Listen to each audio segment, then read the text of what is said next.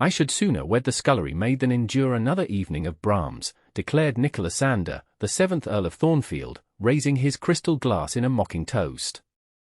The assembled aristocrats in Lady Rutherford's drawing-room tittered appreciatively, well accustomed to the Earl's caustic pronouncements on music and matrimony, two subjects on which he considered himself equally expert, despite having mastered neither. It was April of 1815, and London's social season was in full, magnificent bloom. The Earl, handsome, wealthy, and possessed of a razor tongue, had become something of a fixture at these gatherings, where his opinions were valued far above his actual accomplishments. "Come now, Thornfield," said Lady Rutherford, her ostrich feathers quivering with amusement. "You cannot mean to remain a bachelor eternally. What would satisfy your exacting requirements in a wife?"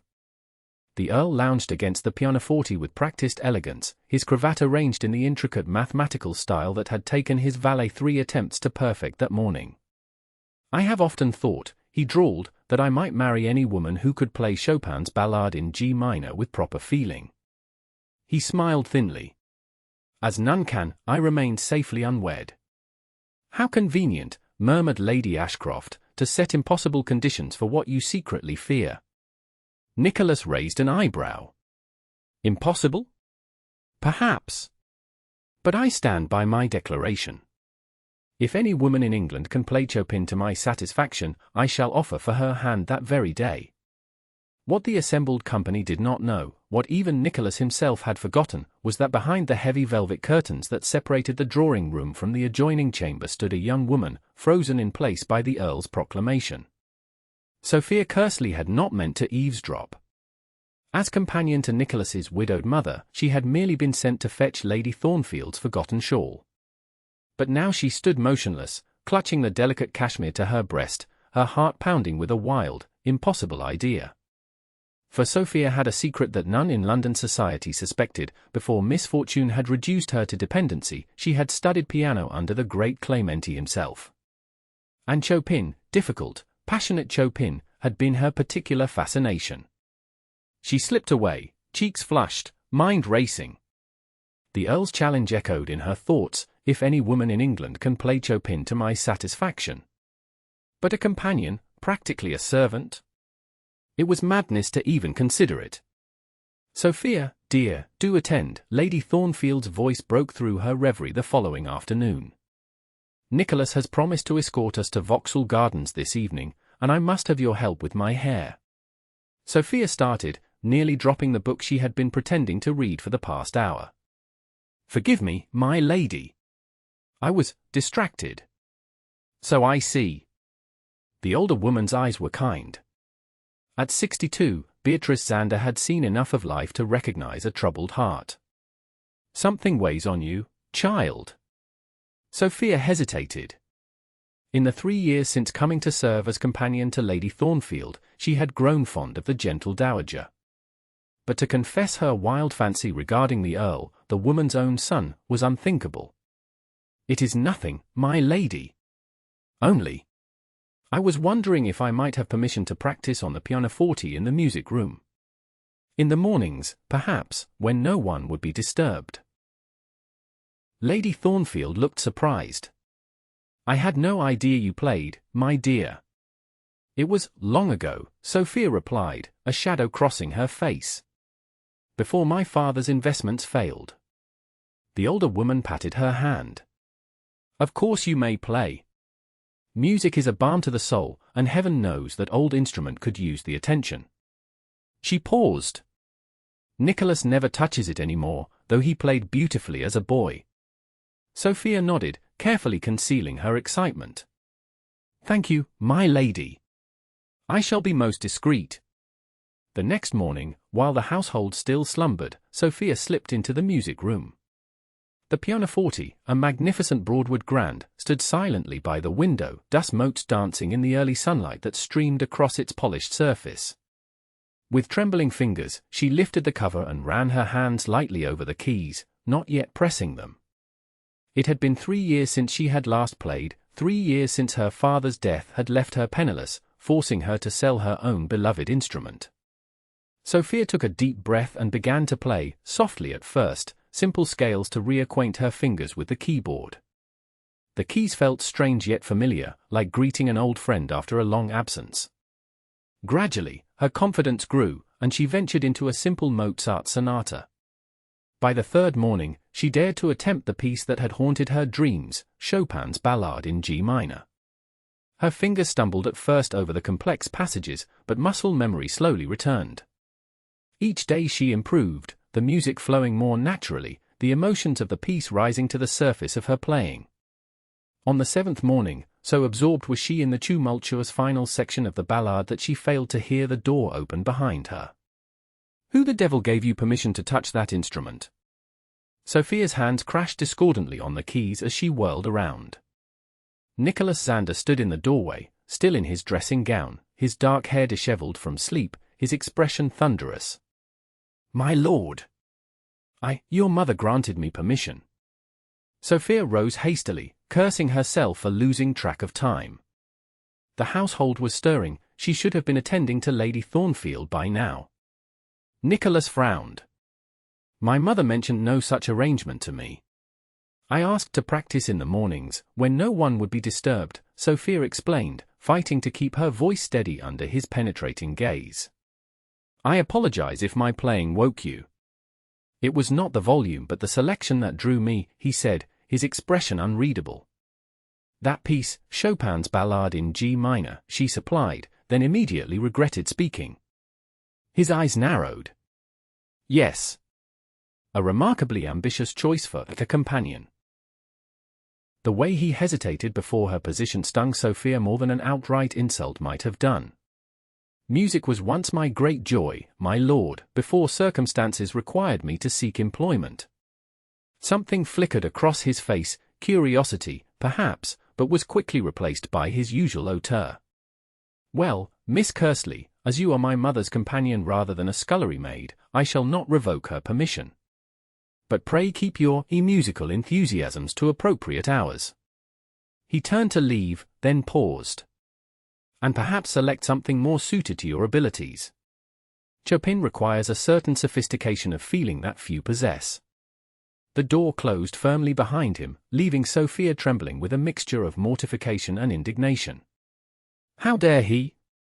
How dare he judge her playing when he had heard only a fragment, interrupted by his own intrusion? Yet beneath her anger burned a deeper, more dangerous emotion. For in that brief moment when Nicholas Xander had stood framed in the doorway, sleep-rumpled and scowling, she had felt an unbidden leap of her heart that had nothing to do with surprise and everything to do with the man himself. "Have you heard the latest on it?" Lady Ashcroft whispered to her circle at Lady Pembroke's musical evening the following week. "Lord Thornfield has wagered £5,000 that no woman in London can play Chopin to his satisfaction." £5,000, gasped Miss Woodley, nearly dropping her fan. "Surely he cannot be serious." "Oh, but he is," Lady Ashcroft replied with evident relish. "Thornfield never jokes about music or money. The requirements are quite specific. Any unmarried lady between 16 and 30 may attempt the Ballade in G minor. If he deems the performance worthy, he will not only pay the sum but offer marriage as well." "How extraordinary," murmured Lady Pembroke. "And has anyone attempted the challenge?" "3 young ladies so far. The Finley twins both tried yesterday, dreadful performances, by all accounts. And Miss Harrington made a valiant attempt this afternoon, but apparently burst into tears halfway through." From her position at the edge of the gathering, where she sat with Lady Thornfield, Sophia listened with growing dismay. What had been an idle boast at Lady Rutherford's gathering had somehow transformed into a formal challenge, complete with a substantial monetary prize. "Nicholas has always been stubborn," Lady Thornfield sighed, having overheard the gossip. "But this wager is excessive even for him. I fear he may have backed himself into a corner." "Perhaps that is his intention," Sophia suggested quietly. "To appear to offer marriage while ensuring no one can meet his standard." Lady Thornfield regarded her thoughtfully. "You may be right, my dear. Nicholas has always hidden his heart behind clever words and impossible standards. I sometimes despair of him ever finding happiness."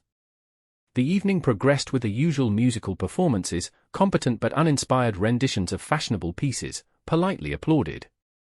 Sophia noticed the Earl standing at the back of the room, his expression one of barely concealed boredom. Later, as the carriage bore them home through London's lamplit streets, Lady Thornfield broached a subject that made Sophia's heart leap into her throat. "I heard you playing this morning, my dear. You have quite remarkable talent." Sophia looked down at her gloved hands. "You are too kind, my lady." "Not at all. I recognize exceptional ability when I hear it." The older woman hesitated. "Have you considered attempting Nicholas's challenge?" "My lady!" Sophia gasped. "I could never, it would be most improper. I am your companion, not a lady seeking marriage. You are a gentleman's daughter, Sophia. Your circumstances have changed, but your breeding has not." Lady Thornfield's eyes twinkled in the passing lamplight. "Besides, £5,000 would secure your independence handsomely, with no need to accept the marriage portion of the bargain." Sophia was speechless. That Lady Thornfield would even suggest such a thing. "Consider it, my dear," the older woman said gently. "Music clearly brings you joy. Perhaps it is time you reclaimed that part of yourself." The next morning found Sophia at the pianoforte earlier than usual, her mind troubled by Lady Thornfield's suggestion. The idea of publicly challenging the Earl, of exposing herself to the scrutiny and potential ridicule of London society, filled her with dread. And yet, her fingers moved over the keys with growing confidence, bringing forth the haunting melody of the Ballade. The piece spoke of yearning, of passion restrained and then unleashed. As she played, she felt the years of silence falling away, her heart opening to the music in a way she had thought lost forever. She was so absorbed that she failed to notice the door opening once again. Nicholas stood transfixed. The young woman at the pianoforte was transformed, her usually reserved demeanor replaced by an expression of such intense feeling that he felt like an intruder witnessing something deeply private. Her fingers moved with assured grace, coaxing from the instrument sounds he had never thought to hear in his own home. It was not merely technical proficiency, though that was evident, but something rarer, an intuitive understanding of the composer's intent, a willingness to surrender completely to the emotional demands of the music. As the final, thunderous chords reverberated through the room, Nicholas found himself unable to speak. Only when Sophia lifted her hands from the keyboard did he finally clear his throat. She whirled around, color flooding her cheeks. "My lord! I did not hear you enter." "Evidently," he said, struggling to recapture his usual detachment. "You were somewhat engrossed." "I apologize if I disturbed you," she began, rising from the bench. "No," he said quickly. "No apology necessary. That was—" He paused, uncharacteristically lost for words. "Where did you learn to play like that, Miss Kearsley?" The question seemed to discomfit her. "My father believed in a thorough education, my lord. Before his death, I studied with Muzio Clementi." Clementi himself. Nicholas was genuinely surprised. "That explains much. And this piece, you've studied it extensively." Sophia hesitated. "I have always found Chopin's compositions particularly moving." A strange thought occurred to Nicholas. "Were you at Lady Rutherford's gathering 2 weeks ago?" Her flush deepened. "I was attending your mother, yes." "And did you perhaps overhear my, rather theatrical declaration about Chopin and marriage?" Sophia looked away. "I did not intend to eavesdrop, my lord." Nicholas felt an unexpected smile tugging at his lips. "And yet you have been secretly practicing the very piece I mentioned." "For my own satisfaction," she said quickly. "Nothing more." "Indeed?" He moved closer, studying her with new interest. "Then you have no intention of claiming my wager?" "Of course not," Sophia replied, meeting his gaze directly for the first time. "I have no wish to marry a man who views me as a servant, my lord, regardless of how well I play the pianoforte." The blunt statement, delivered without a trace of coquetry, struck Nicholas like a physical blow. Before he could formulate a response, Sophia had gathered her music sheets and slipped past him, leaving only the faint scent of lavender in her wake. He stood alone in the music room, feeling strangely bereft. For the first time, he wondered if his clever challenge might have unexpected consequences. "You cannot avoid him forever," Lady Thornfield observed 3 days later, as Sophia once again manufactured an excuse to miss dinner at the Thornfield townhouse. "Nicholas has asked after you twice today." Sophia continued arranging flowers with determined concentration. "I am simply fulfilling my duties, my lady. I thought you might appreciate fresh blossoms in your sitting room." "What I would appreciate is honesty, my dear." The older woman's tone was gentle but firm. "Something has transpired between you and my son." Sophia's hand stilled. "He discovered me playing the Ballade." "Ah." Lady Thornfield nodded sagely. "And how did he react?" "He was surprised." Sophia carefully positioned a sprig of lavender. "He asked if I intended to claim his wager." "And do you?" Sophia looked up, distress evident in her expression.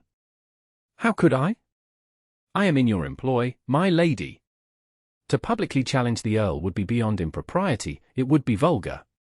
Lady Thornfield's eyes softened. "My dear child, there is nothing vulgar about exceptional talent. And if my son has set a challenge that you alone can meet, perhaps Providence is at work." "Providence?" Sophia echoed incredulously. "My lady, your son has no interest in me beyond curiosity at finding musical ability in an unexpected quarter. His wager was designed to avoid matrimony, not facilitate it." "Perhaps," the older woman conceded. "But Nicholas has never looked at any woman the way I've seen him looking at you these past months." Sophia's heart gave a treacherous leap, which she firmly suppressed. "You are mistaken, my lady. The Earl barely notices my existence most days." "Is that why he inquires after your opinion on books he knows I never read? Or why he lingers in rooms where you are present? Or why he suddenly developed an interest in accompanying me on morning calls, which he has detested since boyhood?" Sophia stared at her employer in confusion. I had not noticed." "No, you were too busy avoiding his gaze," Lady Thornfield said dryly. "Just as he was too proud to acknowledge his interest. You are remarkably well matched in your mutual stubborn blindness." Before Sophia could respond, the door opened to admit the subject of their conversation. Nicholas stopped short at the threshold, his eyes immediately finding Sophia's. "Mother," he said, though his gaze remained fixed on the companion. "Miss Kearsley. I hope I'm not interrupting." "Not at all," Lady Thornfield replied smoothly. "Sophia was just arranging these lovely flowers. Don't they smell divine?" An awkward silence descended. Nicholas shifted his weight, uncharacteristically ill at ease. "I came to inform you that I shall be hosting a musical evening here tomorrow. Several ladies wish to attempt my challenge." Lady Thornfield raised her eyebrows. "More sacrificial lambs to the slaughter, Nicholas? How many disappointed aspirants must there be before you admit your challenge is impossible?" "Not impossible," he replied, his eyes still on Sophia. "Merely selective." Sophia busied herself with the flowers, acutely aware of his scrutiny. "Miss Kearsley," he said suddenly, "will you attend tomorrow evening?" Startled, she looked up. "I hardly think it would be appropriate, my lord. I am your mother's companion, not a guest." "Nonsense," Lady Thornfield interjected. "You shall attend as my personal guest, my dear. I insist upon it." Nicholas nodded. "Good. That's settled, then." He hesitated, then added in a softer tone, "Perhaps you might even favor us with a performance, Miss Kearsley." Before she could formulate a response, he had bowed and departed, leaving Sophia staring after him in bewilderment. "Well," said Lady Thornfield with evident satisfaction. "This promises to be a most interesting evening." By 8 o'clock the following evening, the Thornfield drawing-room was filled with London's elite, all eager to witness the Earl's musical challenge. Sophia, dressed in the best of her modest gowns, a simple blue silk that Lady Thornfield had insisted on embellishing with a borrowed pearl necklace, remained close to her employer, trying to ignore the curious glances directed her way. "That's the companion," she overheard one lady whisper to another. Most irregular for her to be included in such a gathering. Lady Thornfield dotes on her, came the reply. Though one wonders if the son shares the sentiment. He's been watching her all evening. Sophia resolutely kept her gaze on the pianoforte, where Miss Caroline Endicott was attempting the fateful ballade. The young lady was technically competent, but her playing lacked the emotional depth the piece demanded. When she finished, the applause was polite but restrained. Nicholas, seated in a wing-back chair near the instrument, inclined his head. A commendable effort, Miss Endicott. You clearly have studied diligently. The young lady beamed, clearly believing this constituted approval. Then, my lord, however, he continued smoothly, I fear the piece requires a certain abandon that was absent from your interpretation. But I thank you for your participation. Miss Endicott's face fell, and she returned to her mother's side with ill-concealed disappointment. Two more ladies attempted the challenge with similar results, technically adequate performances met with courteous rejections. The gathered company began to murmur that perhaps the Earl's standards were impossible to meet. He's made his point, I think, Lord Rutherford commented to no one in particular. No woman in London can satisfy his musical requirements. A clever stratagem to avoid matrimony. Indeed, replied Lady Ashcroft. One might almost think, she broke off, her eyes widening as Lady Thornfield rose and approached her son. Nicholas, the dowager said clearly, her voice carrying in the suddenly quiet room. I believe there is one lady present who has not yet attempted your challenge. All eyes turned to follow Lady Thornfield's meaningful glance toward Sophia, who felt the blood drain from her face. Nicholas straightened in his chair. Mother, I hardly think Miss Kearsley is an accomplished pianist, Lady Thornfield continued, undeterred. I have had the pleasure of hearing her play this very piece, and I believe she might surprise us all. A murmur ran through the assembled guests, surprise, curiosity, and in some quarters, disdain at the notion of a paid companion participating in what had become a competition among gentler-bred ladies. Nicholas rose to his feet, his expression unreadable. Miss Kearsley is, of course, welcome to play if she wishes. But I would not have her feel obligated by my mother's enthusiasm. All eyes turned to Sophia. Her first instinct was to decline, to retreat to the shadows where companions belonged. But something in Nicholas's expression, a challenge, perhaps, or something deeper, gave her pause. Slowly, she stood. If it would please Lady Thornfield, I would be honored to play. The murmurs grew louder as she made her way to the pianoforte.